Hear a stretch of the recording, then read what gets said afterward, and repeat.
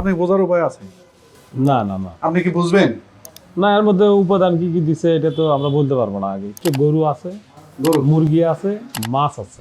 আরে আপনার তো সবই আছে আলহামদুলিল্লাহ। তাও একই জায়গায়। মুরগির তো এমনি অটোই লাভ আসতেছে, এমনি অটো। এই জন্যই তো ছেলে বলছে টাকা আমি ব্যবস্থা করে দিচ্ছি, তুমি যাও। অবিকল না? হ্যাঁ, একই ফিট। একই ফিড। এখন মানুষের একটা ভুল ধারণা আছে যে ওই ফিড খেলে বড় হবে, এই ফিড খেলে বড় হবে না। অনেকে এই ভুল ধারণা পোষণ করে। এখন বোঝেন যে ফিডের গঠনের উপর তো এটা নির্ভর করে না, নির্ভর করে উপাদানের উপর। আর একজন কেউ যদি ব্যবসা করে তার মধ্যে লাভ নেবে না। ব্যবসা করলে তো লাভ নেবে। সেই লাভের টাকা আসলে কার? আপনার মতো খামারির। তা তো অবশ্যই। ঠিক কি না?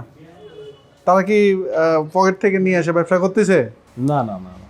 তো এটা বলছি যে এই জিনিসটা আপনাকে বুঝতে হবে।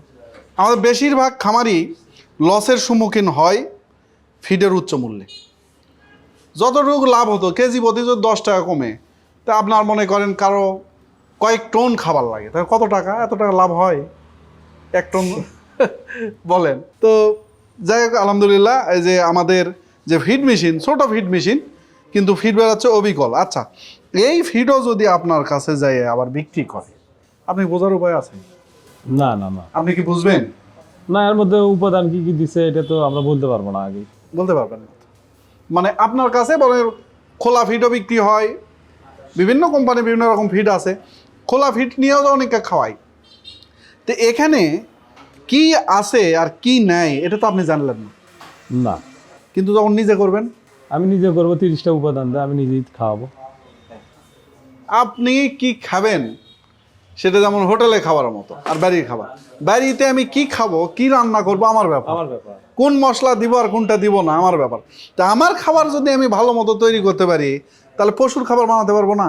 অবশ্যই ভালো করে বানানো যাবে না? অবশ্যই। যদি আমি মনে করি যে আমি গরু গাছ বিরিয়ানি খাওয়াবো, খাওয়ানো যাবে? তো ঠিক ফিডে আমি ভালো করব না খারাপ করব, এটাও নির্ভর করে আমার উপর। তাহলে আমার এই যেটা আমার মধ্যে আছে, আমি বাইরে দিচ্ছি কেন এবং বেশি টাকাও বেশি দিচ্ছি কেন? এর কারণ হচ্ছে, বলতে পারেন যে সব সময় সব বিজনেস থাকে, সে বিজনেসের একটা অংশের মধ্যে আপনিও কি হয়ে যাচ্ছে। 8-10 বছর আগেও এই ব্যবসা ছিল না। না, আগে ছিল না। ছিল তো যাই হোক, আগে এমনি খোল টোল বাঁধে। তো ব্যবসার সাথে সাথে সমাধানও আসে। এরকমই একটা সমাধান হচ্ছে খামারিদের জন্য খামারি বান্ধব মেশিন, এই ফিড মেশিন। আপনি যদি ফিড খাওয়াতে চান, কি কি দিয়ে খাওয়াবেন সেই অনুযায়ী বানান। আপনার গরু, ছাগল, মাছ, মুরগি যা আছে সব এই ফিড। তো আপনার নাম পরিচয়টা বলেন। আমার নাম হচ্ছে ফিরোজ শাহিন, আমার বাড়ি হচ্ছে ভোলতা গ্রাম, পোস্ট কাজীপাড়া, থানা কাহালু, জেলা বগুড়া। আপনার কি কি আপনার আছে, মানে কি পালন করছেন? আমার পালন করার মূল উদ্দেশ্য হচ্ছে গরু আছে, গরু, মুরগি আছে, মাছ আছে। আরে আপনার তো সবই আছে আলহামদুলিল্লাহ। তাও একই জায়গায়, একই জায়গায়, একই দাগে। এই কোথায় আপনার যদি কেউ দেখতে চায়? এটা আমার ভোলতা গ্রামে যাবি শাখার থেকে, ওখানে আপনার নাম বললেই সবাই খালি বলবেন রিফাত রিয়াদ এন্টারপ্রাইজ, এটা সবাই চিনবে। আলহামদুলিল্লাহ। তো যাই হোক, আপনি এই ফিডের মেশিন নেওয়ার পরিকল্পনা কিভাবে আসে? এটা ফিডের মেশিন আমি এটা ব্যাপারে জানি না, আমার ছেলে দেশের বাইরে থাকে।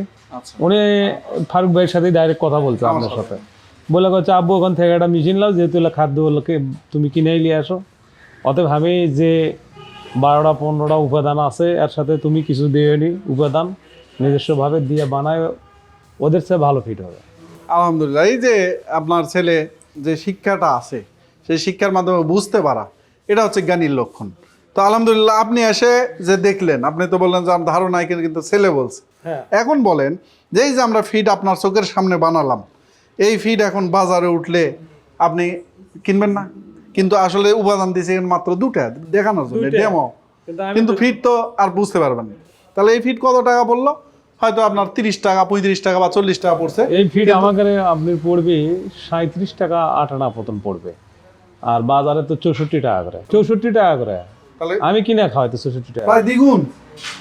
এই তো 37 টাকা আর 64 টাকা পড়তা এটা আমাদের, এই জন্যই তো এই মেশিন কেনা। যখন আমরা এটা বলছি, আর বিদ্যুৎ বিল যদি বলতে পারেন, বিদ্যুৎ বিল কি? একটা মানুষ প্রথমে ধরি যে কাজ করবে, সে তো করেই। আপনি খামার আপনি দেখেন না, বা যদি 2জন লোক থাকে না, সেই তো এটা করতে পারবে। এটা কি কঠিন? না, কঠিন না।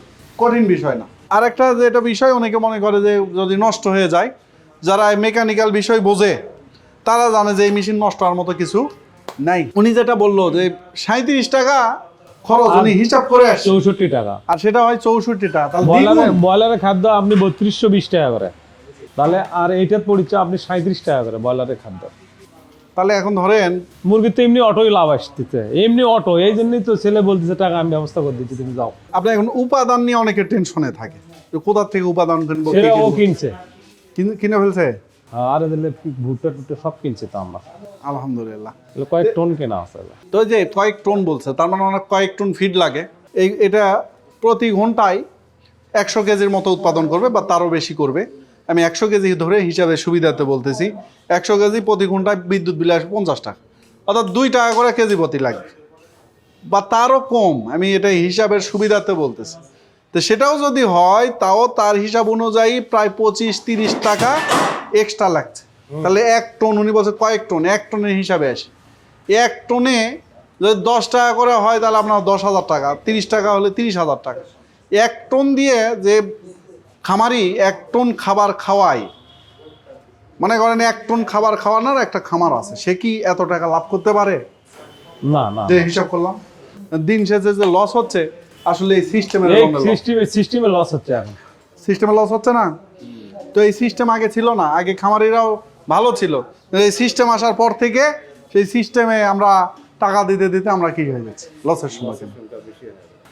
ফিরোজ ভাই আসছে কালু থেকে, উনি যে সিদ্ধান্ত নিলেন, আমি মনে করি প্রত্যেকটা খামারির এই জায়গায় ফিরে না আসা পর্যন্ত, মূল জায়গায় হাত না দেওয়া পর্যন্ত কিন্তু লাভ হওয়া কঠিন। তো যাক, ওনার জন্য দোয়া রাখবেন, আমাদের জন্য দোয়া রাখবেন। আমরা চেষ্টা করছি একটা কৃষি বান্ধব, খামারি বান্ধব একটা বাংলাদেশ গড়ার জন্য, একটা উদ্যোক্তা নির্ভর বাংলাদেশ গড়ার জন্য। আর এই মাটিতে আমরা হীরা ফলাতে চাই। হীরা ফলার মানে ফিড বানানো না, মাছ চাষ করা না, মূলত উদ্যোক্তারা বড় হলেই হীরা ফলবে ইনশাল্লাহ।